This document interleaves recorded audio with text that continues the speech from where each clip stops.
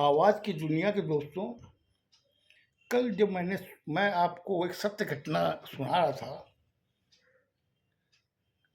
कि वो वहाँ बैठा सोच रहा था कि इनकी अस्थियों को विसर्जन करके गंगा में घर जाऊँगा। वहाँ पे तब तक उसके दुकान के जितने स्टाफ होते हैं, उनको जब खबर लगती है कि ऐसे-ऐसे ये मतलब मालिक गुज़र गए हैं, सब के सब वहाँ पहुँचते हैं। कम से कम का अच्छा हंजूम हो जाता है और सब रमेश से बातें करते, क्या हुआ, कैसे हुआ। अब सबको जवाब देते-देते वो भी परेशान हो जाता है और उसके बाद में जब वो वहाँ से जब निकलता है शमशान से, सबको हाथ जोड़ के बोलता है, "आप लोग जाइए, कल आप लोग आइएगा।"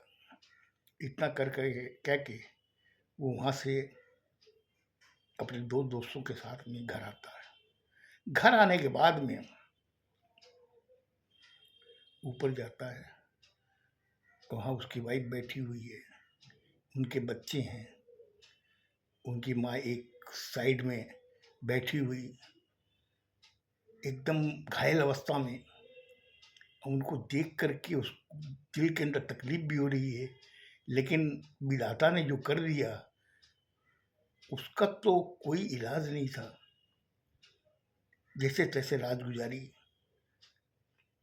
दूसरे दिन फिर घर के सब बैठे और उनके दुकान के जितने स्टाफ थे, जिनको जो पहुंचने वाले थे पहुंचे और घर का जो भी इंतजाम करना था वो सब कर रहे थे। इधर में उसकी रमेश की पत्नी ने कहा कि आप एक काम को पंडित जी को बुला लो। पंडित जी को बुलाया गया, उनसे पूछा गया क्या करना चाहिए, तो उन्होंने बताया कि भाई टीए का काम कल होगा और वो बैठक आपको 12 दिन की करनी पड़ेगी। बोले कि ठीक है साहब। अब वो डेली का वही नियम उन्होंने एक बना दिया कि 3 से 5 बजे तक हम लोग बैठक करेंगे। सुबह का काम सारा सड़ जाएगा, फिर 3 से 5 बैठक करेंगे, उसके बाद में 5 बजे के बाद में फिर अपना जो भी नित्य कर्म जो करना करेंगे सब, जो खाना-पीना घर का बनाना वो सब। क्योंकि जो चला गया उसके साथ तो कोई जाएगा नहीं, उनको तो खाने के लिए कुछ चाहिए जो वहाँ पर हैं। 8वें दिन रमेश की बहन आती है छोटी, वो बाहर रहती थी, उसको जब खबर लगी तो वो आती है, आके भैया के गले लगती है, बोले भैया पापा नहीं रहे, मुझे बहुत तकलीफ हो रही है, अब मैं क्या करूं बताइए। बोले देख बहना, मैं भी तो सहन कर रहा हूँ, लेकिन तू ज़्यादा इस बारे में माँ से मत पूछना, क्योंकि वो तो ऐसे ही परेशान है, अगर तू उसको ज़्यादा बोलेगी तो वो ज़्यादा परेशान होगी, इसलिए तुमसे गुजारिश है उससे ज़्यादा करना, उसको थोड़ा मन बातों में बहला के रखना। ठीक है साहब। 12 दिन भी आ जाता है, ब्राह्मणों को जिमाया जाता है, खाना वाना खिलाने के बाद के अंदर टीके की रस्म होती है कि इसके के बाद में इस घर का मुखिया कौन है। तो रमेश एक ही पुत्र था, उसको वहाँ पंडित जी ने कहा कि भाई रमेश आप बैठिए। रमेश को जब बैठाने लगे, रमेश वहाँ बैठा, तब तक एक औरत आई, आके वहाँ पंडित जी को कहा, पंडित जी रमेश से बड़ा पुत्र एक और है। बोले रमेश से बड़ा पुत्र एक और कौन है? रमेश भी चौंका। उधर में लेडीजों की जो बैठक थी वो लोग भी सब सुने, तो बोले क्या बात है। तो उसने कहा कि आप क्या बोल रही हैं? बोला हाँ, ये जो गुजरे हैं ये मेरे पति हैं। बोला आप क्या बोल रही हैं रमेश, तुम क्या जानते हो इसके बारे में? नहीं पंडित जी मैं कुछ नहीं जानता, लेकिन ठीक है, एक काम कीजिए, अभी आधे घंटे के लिए आप इस प्रोग्राम को पोस्टपोन कीजिए, तब तक मैं इन महिला से बात करता हूँ। उनको साइड में ले गया, ले जाकर रमेश ने कहा कि देखिए मैं आपको पहचानता नहीं हूँ, लेकिन फिर भी आप क्या बोलना चाहती हैं मुझे अब बताइए। उसने कहा कि जो तुम्हारे पिताजी गुजरे हैं, उसकी पत्नी मैं हूँ और तुम जब पैदा हुए थे, उसके पहले मेरे एक लड़का हुआ था। तो उस हिसाब से तो पगड़ी की रस्म तो उसकी होनी होगी। बोला कि मैं हम लोगों को तो मालूम नहीं है इस बात का। आज मैं 28 साल का हो गया हूँ, 3 साल हो गए मेरी शादी को। मुझे पता नहीं ना मेरे पिताजी ने किसी को बताया। आप ये क्या बात बोल रही हैं? बोला मैं जो बोल रही हूँ सही बोल रही हूँ। और तुमसे बड़ा बेटा है अनिल, जो मेरा ज्येष्ठ पुत्र है। तुम लोग सब मिल करके 4 भाई हो। बोले देखिए आंटी जी, आप जो बोल रही हैं मुझे लगता है कि आप बहक रही हैं। अंदर कोई षड्यंत्र है, मेरे समझ में नहीं आ रही आपकी बातें। अभी जो कार्यक्रम हो रहा है उसको होने दीजिए, फिर बाद में बैठ के बात करेंगे। तो वो औरत कहती है ठीक है मैं तेरी बात मान लेती हूँ, पगड़ी की रस्म ठीक है तू करवा ले, मैं बैठी हूँ। रमेश वहाँ जो चौकी डाली हुई थी, चौकी पे बैठ गया। पंडित जी निच्चर वगैरह से करने थे, उनकी पगड़ी बांधी गई। बांधने के बाद में कहा गया कि तुम इस घर के अब मुखिया हो, तुम्हें ये सब देखना है। सारा हो गया, सब लोग पगड़ी रस्म होने के बाद सब चले गए। उसके बाद के अंदर उसने कहा कि आंटी जी आप यहाँ बैठो हो, मैं पहले मेरी माँ से बात करके आता हूँ।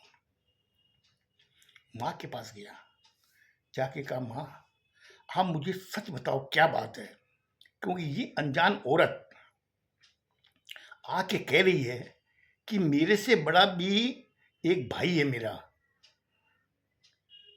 क्या आप जानती हो उनको? बोले नहीं बेटा मैं तो नहीं जानती, तेरे पिताजी ने मेरे से शादी की है और तुम ही उसके पुत्र, तुम पुत्र और एक बहन है, तेरी बहन है वो, बस दो है, 2 संतान हुई थी। ये अनजान औरत कैसे बता रही है ये बात? बोले मुझे ले चल उसके पास। अब वो माँ को कहा कि चलो मेरे साथ में। एक कमरे में गए, वहाँ पे माँ बैठी, रमेश बैठा, वो औरत बैठी, उधर में उसकी छोटी बहन, रमेश की छोटी बहन थी वो बैठी, इधर रमेश की पत्नी बैठी। बोला अब पूरी बात बताइए आप। बोला बात ये है कि मैं रमेश के पिताजी की पत्नी हूँ। बोला आप कैसे हो सकती हो, आप इतने दिन कहाँ थी? आज रमेश 28 साल का हो गया, इसकी शादी भी हो गई, इसके बच्चे भी हो गए, आज अब अचानक प्रकट हो गई कि आप उसकी पत्नी हो। हमें तो नहीं इस बारे में, हम कैसे मान लें कि आप उसकी पत्नी हो? बोले आप कहीं ऐसा तो नहीं कि आपको लोभ के अंदर आप ये नाटक कर रही हो? रमेश ने कहा कि माँ मुझे लगता है कि शायद ये लोभ की वजह से ये नाटक कर रही है। क्यों कि 4 दुकानें हैं और कम से कम डेली की आय 3 लाख रुपए है। मुझे लगता है किसी ने इसको भेजा है कि उसमें हिस्सा लेने के लिए। औरत कहती है कि देखो मैं जानती हूँ तेरे को, तू उसकी पत्नी है और मैं भी उसकी पत्नी हूँ। मेरे से रमेश के पिता ने 3 संतान पैदा किए और आपसे उसने 2 संतानें पैदा की, जिसमें रमेश है और उसकी बहन है। वो मेरे यहाँ पर 3 लड़के हुए और मुझे अगर लोभ होता तो उस समय मैं हिस्सादारी मांग लेती, लेकिन जब वो गुजर गया मुझे खबर तक नहीं। मुझे सबसे बड़ा दुख इस बात का है कि मुझे खबर तक नहीं थी, क्योंकि रमेश के पिताजी हमेशा महीने के अंदर 2 बार आते थे, कभी 15 तारीख को और कभी 30 तारीख को। पहले तुम्हें मालूम था कि उनकी शादी हो चुकी है? बोले हाँ मुझे मालूम था। बोले मालूम था, फिर बाद में तुमने कैसे उनके साथ में अपना विवाह संबंध रखा? तुमको तो उसी में तोड़ देना चाहिए कि उस आदमी ने तुमको धोखा दिया है और तुम्हारे साथ 3 संतान है। बोला कि जब तक मुझे पता चला तब तक काफ़ी लेट हो चुकी थी। तब तक मेरा बड़ा पुत्र अनिल हो चुका था। बोले उसके बाद दूसरा पुत्र भी हुआ। तीसरे में तब तक आपके समझ में नहीं आया? बोले उसने मुझे कहा कि तू चिंता मत कर, जैसे मैं उसका पालन पोषण कर रहा हूँ वैसा मैं तेरा भी करूँगा। तेरे बच्चे कभी कोई तकलीफ नहीं पाएंगे। रमेश की माँ जब सुनी, उसने कहा कि मुझे लगता है कुछ ना कुछ तो गड़बड़ है। आप एक काम करो, अपने जो फैमिली लॉयर है, वकील, उनको बुलाइए। अब वकील को कहा गया। वकील एक दिन बाद में जब वहाँ पहुँचा तो उस वकील ने क्या कहा और ये कैसे सलटा मामला, ये आपको मैं कल बताऊँ, क्योंकि मुझे लगता है ज़्यादा मैंने टाइम ले लिया आपका। कल बताऊँगा। आप खुश रहो, स्वस्थ रहो। धन्यवाद।